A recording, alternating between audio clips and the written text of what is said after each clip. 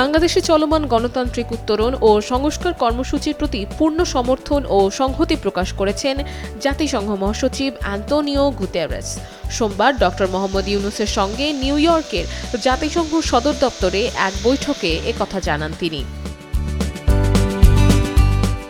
Doctor ইউনূসের নেতৃত্বে উচ্চ পর্যায়ের প্রতিনিধি দল বৈঠকে অংশ নেন। এতে ছিলেন পররাষ্ট্র উপদেষ্টা তৌহিদ হোসেন, জাতীয় নিরাপত্তা উপদেষ্টা ডক্টর খলিলুর রহমান, মুখ্য সচিব সিরাজউদ্দিন মিয়া এবং এসডিজি সমন্বয়ক লামিয়া মোর্শেদ।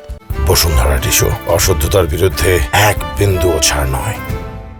বৈঠকে রাজনৈতিক সংস্কার, আসন্ন ফেব্রুয়ারির জাতীয় নির্বাচন, জুলাই মাসের অভ্যুত্থানে দায়ীদের জবাবদিহিতা, বৈশ্বিক বাণিজ্যে সুরক্ষামূলক শুল্ক নীতির প্রভাব এবং ৩০ সেপ্টেম্বর অনুষ্ঠিতব্য আন্তর্জাতিক রোহিঙ্গা সম্মেলন সহ গুরুত্বপূর্ণ বিষয়গুলো নিয়ে আলোচনা হয়।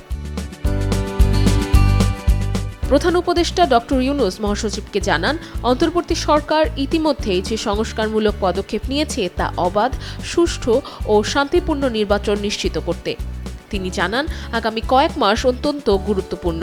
এ সময় নির্বাচনের জন্য তিনি জাতিসংঘের সহায়তাও চান। তিনি আরও উল্লেখ করেন, ক্ষমতাচ্যুত সরকার ও তাদের মিত্ররা দেশে অস্থিরতা সৃষ্টির জন্য বিভ্রান্তিকর প্রচার চালাচ্ছে।